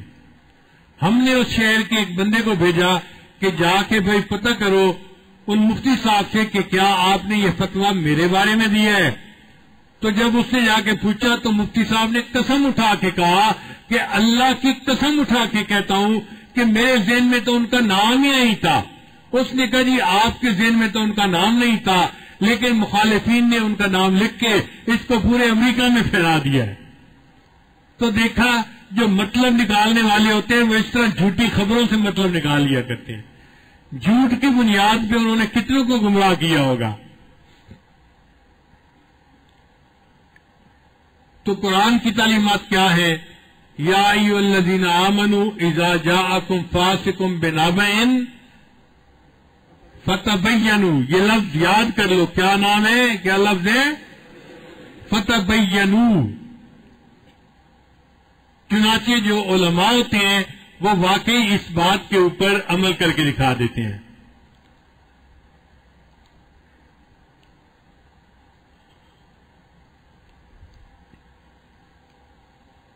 ہمارے ایک مخالف صاحب تھے، اصل میں مخالفت تو تھی اس کو میرے بیٹوں سے کہ یہ کہیں مہد کو نہ سنبھال لیں. اس کا جی چاہتا تھا کہ مجھے اپنا نائب ڈکلیئر کر دیا جائے، اس لیے اس نے یہ میسج بھی پھیلایا کہ جی ان کے بیٹے تو خلافت کے اہل ہی نہیں ہیں. اللہ اکبر کبیرہ. الحمدللہ ثم الحمدللہ. اللہ رب العزت نے اگر مجھ پر احسان کیا کہ مجھے اللہ نے 2 شہزادے دیے اور وہ حافظ بھی ہیں، عالم بھی ہیں، اور تصوف و سلوک میں انہوں نے میری آنکھوں کے سامنے اپنی زندگی گزاری ہے، تہجد پڑھنے والے ہیں، اور ان کی زندگی پر میرا اتنا اطمینان کہ میں نے اپنی زندگی میں ان کی ذمہ داری اپنے سر قبول کی اور ان کو اجازت و خلافت دی. تو یہ تو میرا اور اللہ کا معاملہ ہے نا. بھئی تم مامے لگتے ہو، تم کہاں سے آگے اٹھ کے بات کرنے والے کہ جی وہ اس کے اہل نہیں ہیں. اب بچے بیان کرتے ہیں، ان کو دکھ ہوتا ہے جی اتنا اچھا بیان کیوں کر لیتے ہیں. بچے نیکی کی زندگی گزارتے ہیں، ان کو تکلیف ہوتی ہے جی اتنا اچھا جماعت کو کیوں سنبھال رہے ہیں. انہوں نے میرے پاس پیغام بھیجا، ایک مفتی کو بھیجا. اسی مہد میں مفتی صاحب میرے پاس آئے، مجھے کہنے لگے جی کہ میں ان کے مدرسے میں پڑھاتا ہوں اور وہاں تو آپ کے خلاف یہ ہوتا ہے، یہ ہوتا ہے، یہ ہوتا ہے. میں نے یہیں بیٹھ کے مسجد میں اس سے کہا کہ مجھے یہ بتاؤ کہ اس مسئلے کا حل کیا ہے. مجھے یہ بتاؤ اس مسئلے کا حل کیا ہے. کہنے لگے جی اس مسئلے کا حل یہ ہے کہ آپ ان کو بلا کر ان کی امامہ پوشی کروا دیں کہ آپ کے بعد آپ کی جماعت کے نگران وہ بن جائیں گے. میں نے کہ کیوں؟ اللہ نے مجھے اولاد نہیں دی، میرے اپنے بیٹے ہیں اور اہل ہیں. اگر پہلی عمر میں چھوٹے تھے تو کوئی بات نہیں، اب تو چھوٹے نہیں، اب تو بڑے ہو گئے. اب تو اللہ نے ان کی صفات لوگوں پر بھی کھول دی. وہ اس قابل ہیں کہ وہ سنبھال سکیں تو وہ سنبھالیں گے. الولد سر لابی، تو میں کسی اور کو کیوں اپنا نائب بناؤں. تو پتہ چلا کہ یہ سارا جھگڑا جو تھا یہ وہ نائب بننے کا جھگڑا تھا. نہ بن سکے، اب ٹکرے مارتے پھر رہے ہیں کہ کسی طرح حضرت کے خلاف فتویٰ آ جائے، خانقاہ کے خلاف فتویٰ آ جائے، ان کا کام سرے سے بند ہو جائے. بھئی جسے اللہ رکھے اسے قوم چکھے. تم الٹے بھی لٹک جاؤ، تم اس کام کو بند نہیں کر سکتے. اگر اللہ کی رحمت کا سایہ ہے، اللہ اس خانقاہ سے قیامت تک اس فیض کو جاری فرمائیں گے.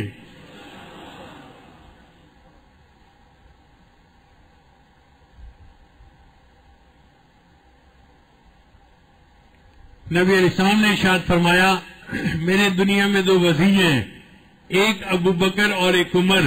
اور دیکھو اللہ نے ابو بکر و عمر سے دین کا کام لیا یا نہیں لیا. میرا دل یہ کہتا ہے کہ اللہ نے مجھے بھی دنیا میں میرے 2 وزیر دیے ہیں، ایک میرا بیٹا حبیب اللہ اور ایک میرا بیٹا سیف اللہ. آپ دیکھنا اللہ ان سے دین کا کام لیں گے اور اللہ ان سے نسبت کی اشاعت کے لیے ان کو قبول فرمائیں گے. میں اللہ کا لاکھ لاکھ دفعہ شکر ادا کرتا ہوں کہ اللہ نے میرے بیٹوں پر احسان فرمایا، ان کو دین کی لائن پر لگایا، اور میری زندگی میں اللہ نے ان کو دین کا کام کرنے کی توفیق عطا فرمائی.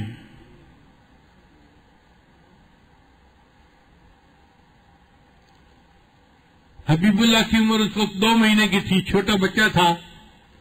حضرت مرشد عالم رحمت اللہ علیہ ہمارے گھر تشریف لے آئے. تو میں نے اپنی اہلیہ سے کہا کہ حبیب اللہ کو تیار کر دو، میں حضرت کو پیش کروں گا. اس نے بچے کو کپڑے اچھے پہنائے، خوشبو لگائی. میں نے بیٹے کو اٹھایا اور میں حضرت مرشد عالم کے پاس حبیب اللہ بچے کو لے کے آیا. میں نے کہا حضرت اللہ نے مجھے بیٹا عطا کیا ہے.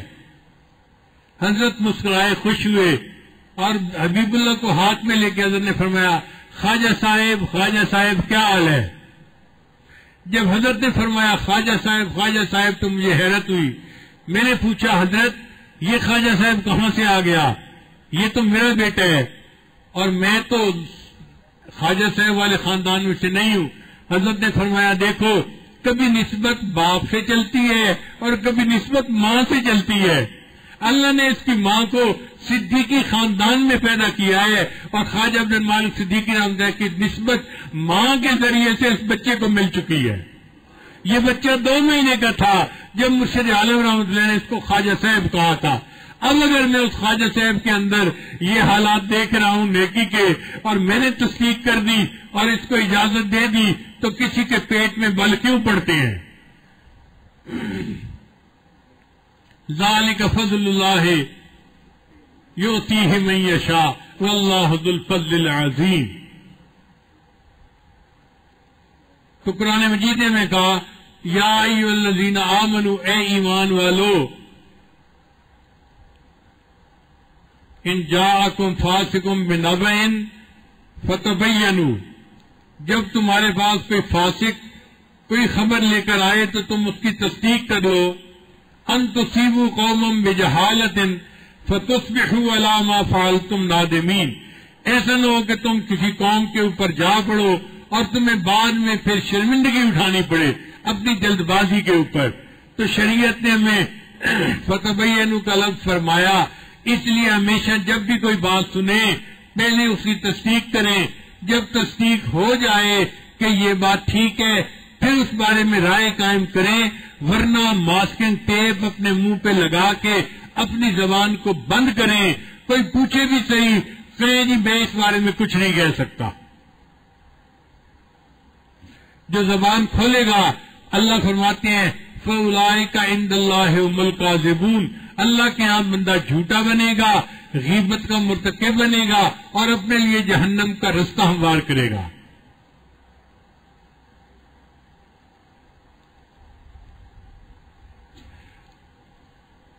ہزاروں لوگ اس وقت سامنے بیٹھے ہیں. آپ بتائیے کہ مخالفین نے اس خانقاہ کے بارے میں کیا کیا منفی پروپیگنڈا نہیں کیا. آپ نے کبھی اس عاجز کی زبان سے کوئی لفظ سنا؟ میرے بھی اندر دل ہے، میرے بھی احساسات ہیں، میں بھی ہرٹ ہوتا ہوں، مجھے بھی دکھ ہوتا ہے، میں بھی کئی مرتبہ تنہائی میں بیٹھ کے روتا ہوں، مگر کبھی میں نے اپنی زبان نہیں کھولی. کیوں؟ کہ میں نے اپنے بڑوں سے دین کو سیکھا. مجھے پتا تھا کہ میں کسی بات کے اوپر بات تب کروں گا جب موقع آئے گا. آج شریعت نے مجھے موقع دیا کہ میں اس بات کو کھولوں، تو میں نے قرآن مجید کی تفسیر کرتے ہوئے فتبینوا کے لفظ کے سامنے اپنی حقیقت حال کو کھول دیا. تو میں نے گویا قرآن مجید کی تعلیمات کے مطابق اس معاملے کو سمیٹ دیا. لہذا آج کے بعد ایسے منفی پروپیگنڈے کو زمین میں دفن کر دیں. کوئی اگر بات کرے تو اس کے منہ کو بند کر دیں، اور اگر کوئی بندہ اپنا زبان بند نہ کرے تو آپ اس سے اپنا تعلق ہی چھوڑ دیں. ارادت شیخ سے ہوتی ہے اور محبتیں دوستوں سے نبھاتے پھرتے ہیں. اور جی فلاں سے میری دوستی تھی، اس نے مجھے میسج بھیج دیا تھا. بھائی کہاں گئی تمہاری دوستی؟ تم کتنے جو ہے وہ بغیر بیٹے ہو جو اپنے باپ کے بارے میں ایسی باتیں برداشت کرتے ہو. مکتوبات امام ربانی مجدد ثانی رحمۃ اللہ سنے. امام ربانی مجدد ثانی رحمۃ اللہ نے فرمایا ہے کہ جو مرید اپنے شیخ کے بارے میں بات کرے کتا اس سے زیادہ بہتر ہوتا ہے. یہ الفاظ ہیں حضرت مجدد صاحب کے. کیوں؟ کہ کتا وفادار ہوتا ہے، یہ مرید اپنے شیخ کا وفادار نہیں، یہ کتے سے بھی بدتر ہے. ہم نے ایک مرتبہ یہی مجدد صاحب کا کوٹ کسی محفل میں کہہ دیا. لوگوں نے کہنا شروع کر دیا او جی وہ تو اپنے مخالفین کو کتا کہتے ہیں. بھئی میں نے نہیں کہا، میں تو مجدد صاحب کا قول نقل کیا ہے. بغیرت بیٹے کو آپ کیا کہیں گے؟ یہ بات ذہن میں رکھیے. آج کسی کو کچھ کہہ دینا بہت آسان ہے. کل جب قیامت کے دن اللہ کے سامنے کھڑا ہونا پڑے گا اور اللہ پوچھیں گے بتا تو نے فلاں کو ذلیل کیوں کہا، فلاں کو کمینہ کیوں کہا، فلاں کو تو نے یہ کیوں کہا، وہ کیوں کہا. اس وقت کوئی ماں نے ایسا بیٹا نہیں جنا جو اللہ کے سامنے کھڑے ہو کر جواب دے سکے گا. اتنی بات ذہن میں رکھیے کہ انبیاء معصوم ہوتے ہیں اور اولیاء محفوظ ہوتے ہیں.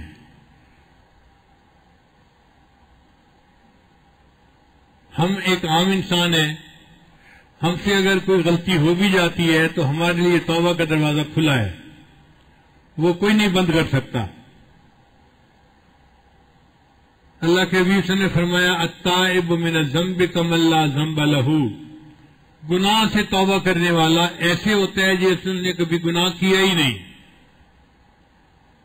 اسی لیے کوئی شرابی ہو، کبابی ہو، زانی ہو، ڈاکو ہو، اگر توبہ کر لے تو کوئی بندہ اس کی توبہ کے بعد اس کو دوبارہ ان ناموں سے یاد نہیں کر سکتا۔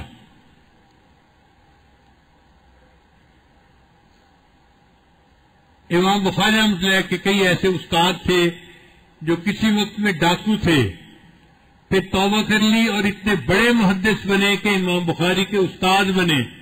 آج ان کا نام امام بخاری کے استادوں میں آتا ہے۔ تو توبہ کا دروازہ تو زندگی میں ہر بندے کے لیے کھلا ہوا ہے۔ ہونا یہ چاہیے تھا کہ جیسے نبی علیہ السلام نے عائشہ صدیقہ رضی اللہ عنہا کو فرمایا تھا، عائشہ اگر تم سے کوئی غلطی ہو گئی ہے تو تم توبہ استغفار کرو، اللہ گناہوں کو معاف کرنے والے ہیں۔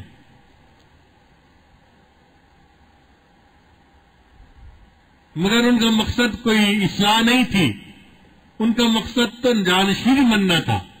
اس کے لیے انہوں نے کہا کہ بس اب حضرت کا بھی پروپیگنڈا کرو۔ اس کو کہتے ہیں کہ کسی کی پرسنالٹی کو مسخ کر دینا۔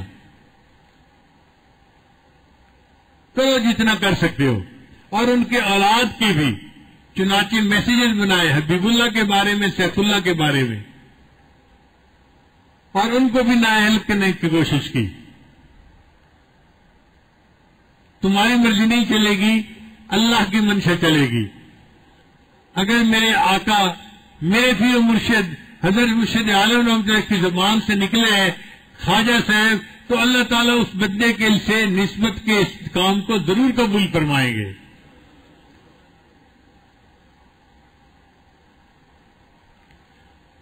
تو پہلی 5 آیات کس بارے میں تھیں؟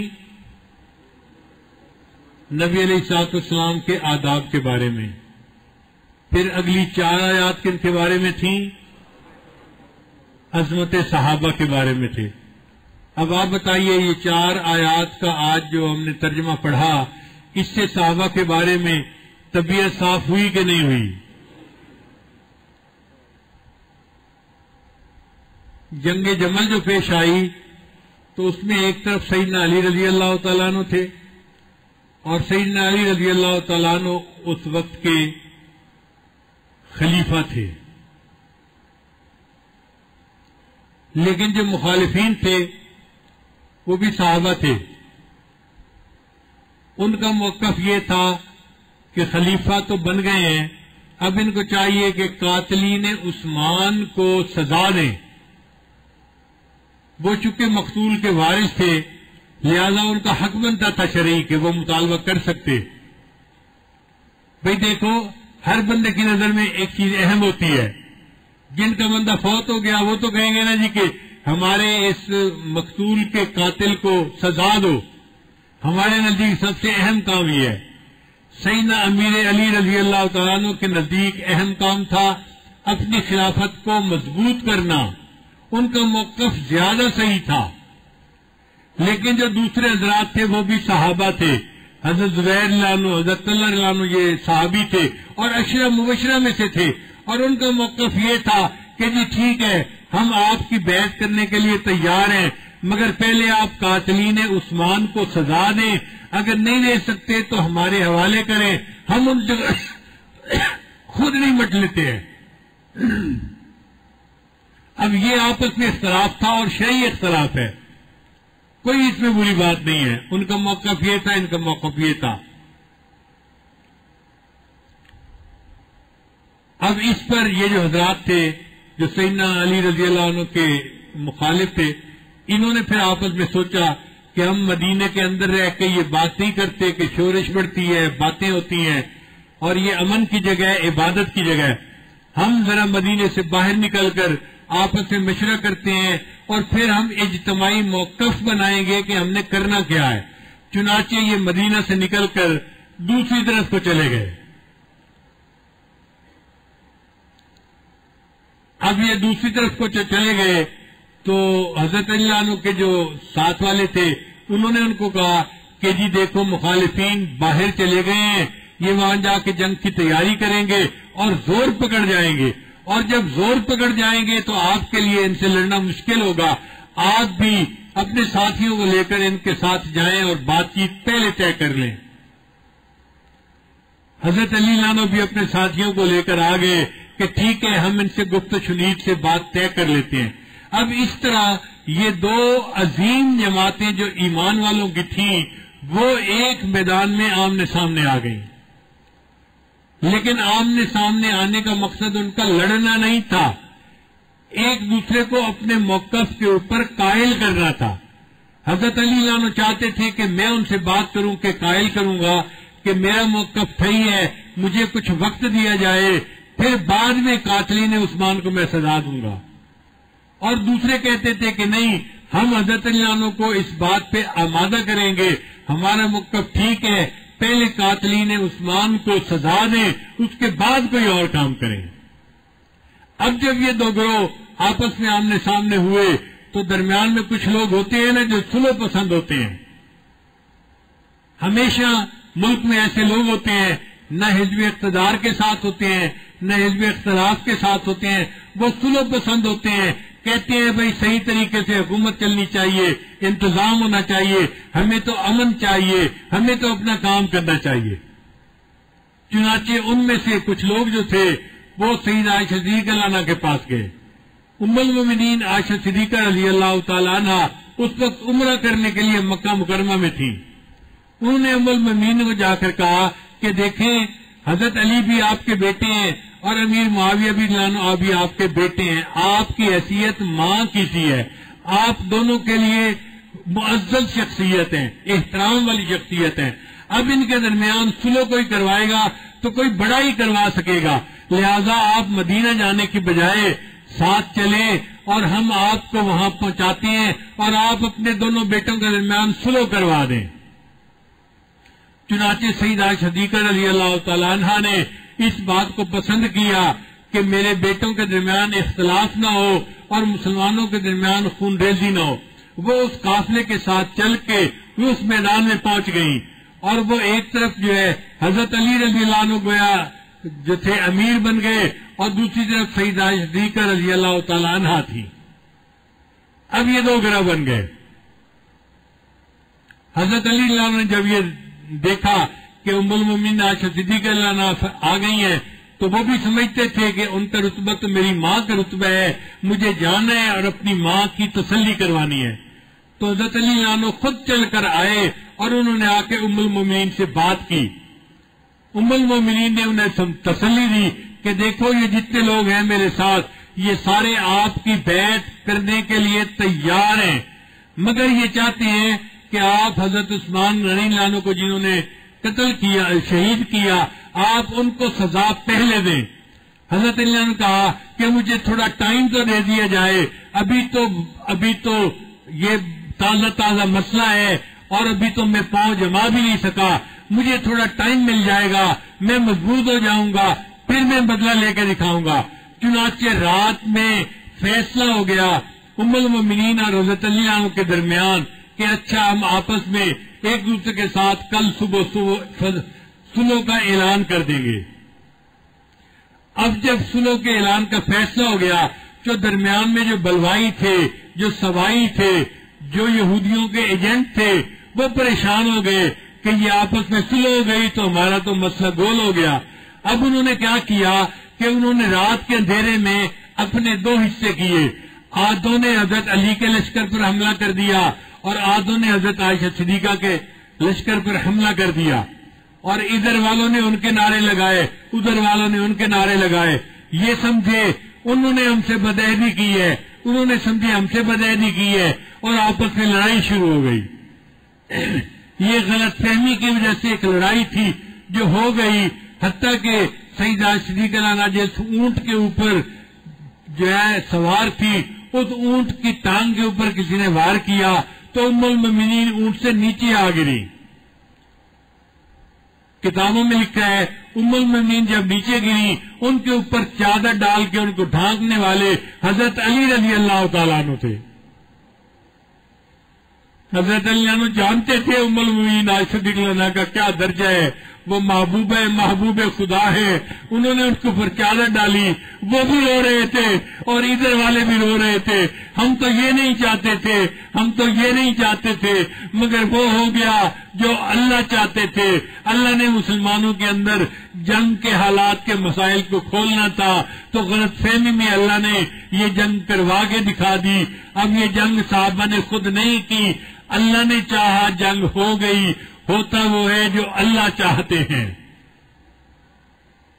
ہوتا وہ ہے جو، تو وہ لڑائی آپس میں لڑے نہیں، اس لیے اس کا نام ہے مشاجرات۔ لڑائیوں کا لفظ نہیں لکھا، مشاجرات کا لفظ شجر سے ہے، جیسے شجر ہوتا ہے نا تو کئی ٹہنیاں نکل آتی ہیں مگر بنیاد سب کی ایک ہوتی ہے، تو صحابہ کرام کی اختلاف رائے ہوتی گئی مگر بنیاد سب کی اخلاص تھی، دین تھا، ایمان تھا، بنیاد سب کی ایک تھی، نبی علیہ السلام کی سنت پر سب جمع رہے، اسلام کے اوپر سب قائم رہے، لہذا یہ ایک ہی درخت کی ٹہنیاں تھیں، آپس میں پھوٹ گئی، زیادہ ٹہنیوں پر اللہ نے زیادہ پھل عطا فرما دیے اور اللہ نے اسلام کو کامل کر کے دکھا دیا۔ اس لیے صحابہ کرام کی لڑائیوں کا نام سن کے کئی انگریزی خواہ ہوتے ہیں، فوراً بھڑک اٹھتے ہیں، وہ جی دیکھو لڑ پڑے آپس میں۔ بھئی لڑ پڑنا انسان ہے، انسانوں کے اندر ہو جاتا ہے، مگر اس کی بنیاد دیکھو کہ بنیاد کیا ہے۔ آپ مجھے ایک بات کا جواب دیں، کیا دو ماہر ڈرائیوروں کے درمیان ایکسیڈنٹ نہیں ہو جاتا؟ ذرا اونچا بولے نا، ہو جاتا ہے نا۔ ادھر کا ڈرائیور بھی 25 سال سے ڈرائیونگ کر رہا ہے، ادھر کا ڈرائیور بھی 30 سال سے ڈرائیونگ کر رہا ہے، پھر ایکسیڈنٹ ہو جاتا ہے۔ اگر دو ماہر ڈرائیوروں کے درمیان ایکسیڈنٹ ممکن ہو سکتا ہے تو دو نیک بندوں کے درمیان بھی اختلاف رائے ممکن ہو سکتی ہے، مگر ہم اس اختلاف رائے کو شریعت کی روشنی میں اگر سمیٹیں گے تو سارا کام صاف ہو جائے گا، اور اپنی مرضی کو درمیان میں لے آئیں گے تو بات کا بتنگڑ بنتا جائے گا اور بات جو ہے وہ فتنے تک جا کر پہنچے گی۔ تو شریعت نے ایک اصول بتا دیا کہ ان جاءکم فاسقم، اب آپ چاہتے ہیں کہ ہمیں کیلولا کا ٹائم دے دیا جائے، یہ مزے کی بات ہے کہ آپ ہیں اعتکاف والے، باہر تو جا نہیں سکتے، لہذا میں اگر آدھا گھنٹہ اور بھی بولتا رہوں تو آپ کو سننا پڑے گا۔ مجمع کے لوگ ہاتھ کھڑا کر رہے ہیں کہ ہمیں بات سمجھ میں آ گئی، اب ہمیں اس سے زیادہ اور نہ سمجھائیں۔ جزاکم اللہ احسن الجزا۔ اللہ آپ حضرات کو خوش رکھے اور ہمیں قرآن مجید کی تعلیمات کے مطابق اللہ زندگی گزارنے کی توفیق عطا فرمائے۔ وآخر دعوانا